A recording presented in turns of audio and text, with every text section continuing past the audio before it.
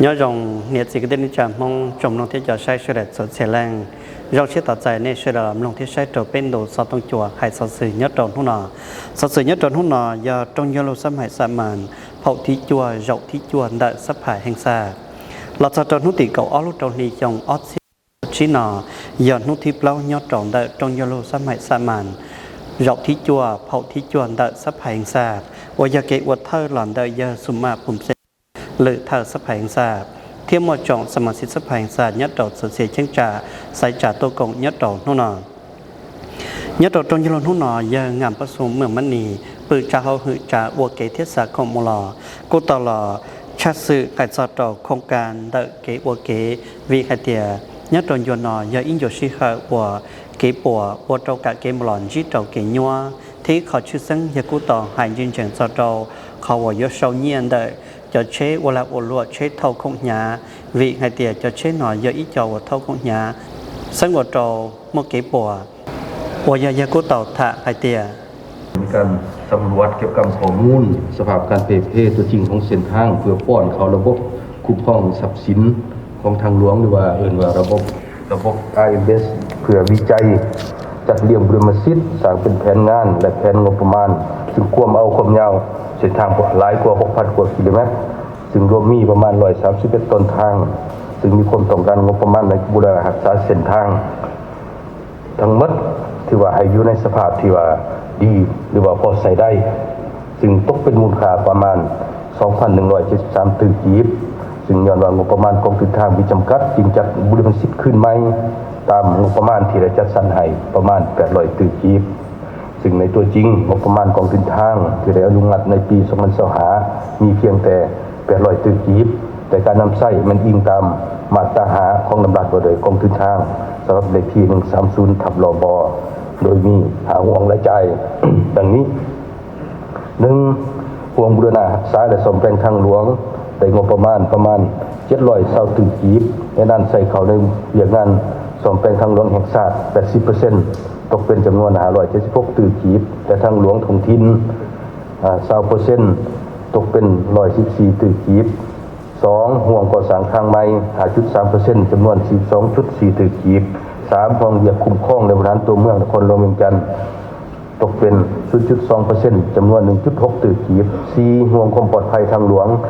2.5% ตกประมาณ20ตึกกีบและหาห่วงบริหารกองทุนทาง 2% ตกเป็นประมาณ16ตึกกีบนอกนั้นยังสมทบกับคู่ร่วมพัฒนาในการยกระดับและบูรณะรักษาทางหลวงในแต่ละโครงการ 3. น้อยแผนพัฒนาตารางทางหลวงแห่งชาติที่เป็นทางหลวงอาเซียนปี 2026-2030 สำหรับระยะปี 2026-2030 นี้โดยอิงตามแผนพัฒนาของแขนงโยธาธิการและขนส่งพวกเขาจะซุ้มใส่ในการบูรณะรักษาและซ่อมแซมและปรับปรุงยกระดับบรรดาทางหลวงแห่งชาติเพิ่มเติมประมาณ439กิโลเมตร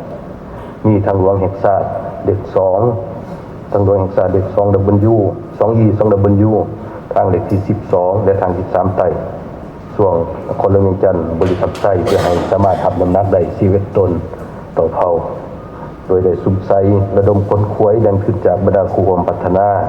และภาคเอกชนปัจจุบันก็มีวิสาหกิจจำนวนหนึ่ง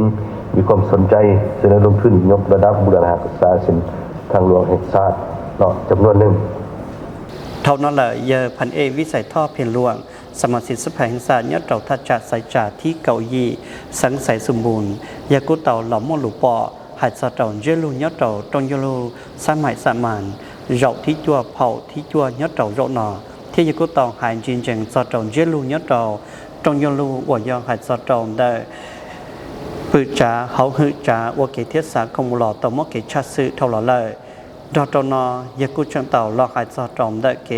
ชาวเนี่ยหล่อมได้จะเช็ดวัวละวัวลวดเช็ดเท่าคงยา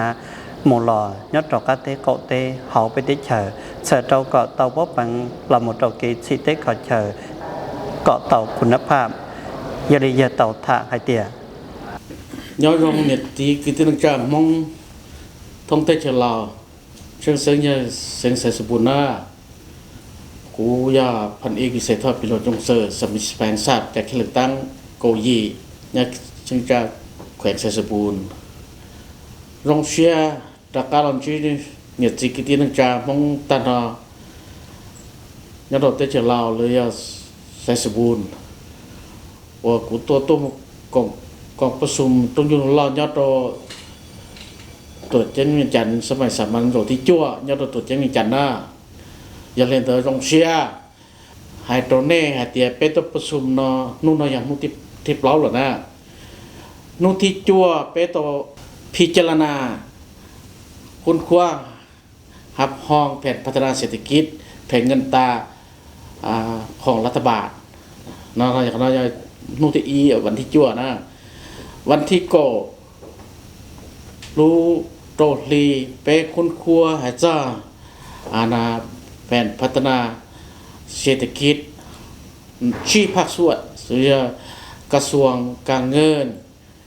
กระทรวงอุตสาหกรรมและการค้าธนาคารแห่งสปป.ลาวอันเรากระทรวงทรัพย์กระทรวงโยธาธิการให้จอมปัญหาการนอกกะเฮาให้จอมปัญหาเงียเจียปงเกให้จอมปัญหาอันนี้นะโปเงียเป็นจะเงียบรอปงเกยูริจาก็เป็นจะเงียหมวงเกนะก็ที่จะจงเสนอต่อเต้าลินเตอร์ยาลินเตอร์บรรดากระทรวงเกี่ยวข้องแล้วกูตัวถ่าเขาต้นยงตัวเปผู้แทนเปก็ตัวประกอบกับกิจกรรมมิตรที่โยอุริจาโยจุกก็ยอดตัวสภาพปกติวิเขาก็เนี่ยเจียแล้วก็สปงไอเต้หาเลนเดอร์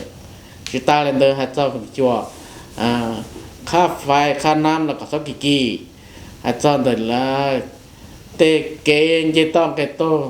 ก็ชอบปัวก็ร่งนั่นละมาเนอะจนุที่เป้ตัวให้เจ้าปัญหาสรุปเขาหรือรัฐบาลตามท่อ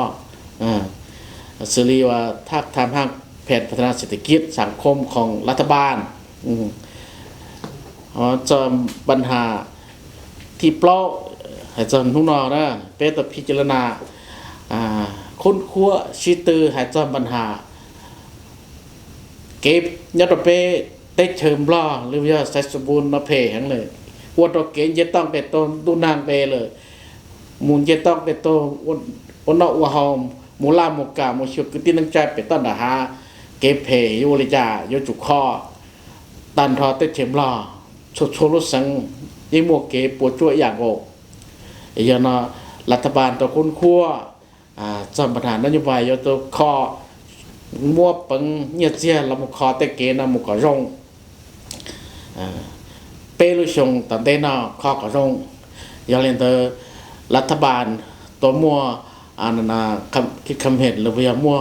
จัดใจตัวเปสมิสบายชาติคุ้นคั่วยูริจาเปอยู่ไฮริจาอยู่กับสดข้องยูริจากับอ้วตัวเกตัวเนี่ยที่จะจงเสด็จชีจะต้องแก่โตดอตัวเดินในยุคกับเพียงยังมุดขอกว่ามึงเลิกตือโทษของยาเลิกตือฮะเวลาอลัว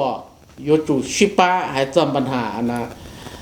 เนี่ยเจียโยลกงคอตะเกนแล้วก็รองมูมาโดชงนั่นละมั้ยเอกยงยีมัวเกยงยีตัวเนี่ยที่จงนักธุรกิจมุตัวเนี่ยที่เป็นแสงพนักงานรัฐกรทหารตำรวจก่อนจะต้องไปตัวกับยงยีนั่นแหละเขาน่าจะขอจึงเซ็งข้างนอกเนี่ยขอจึงเจ๊งนะเจ้กูตัวชีเนี่ยคือตีมองเสดลีนอซื้อเกินกูซาเตียลุเจนอยากจะคงเจลุงละดูนางเกละวัวเลี้ยวัวเตละอย่าหมุดดอมเล่อย่าหมุดจอมเล่แล้วพยานเขาอย่าหมุดวัวเลี้ยวัวยุก้าอย่าหมุดเจ้าเลี้ยอย่าเล่นเดินเนี่ยที่นึงจามอง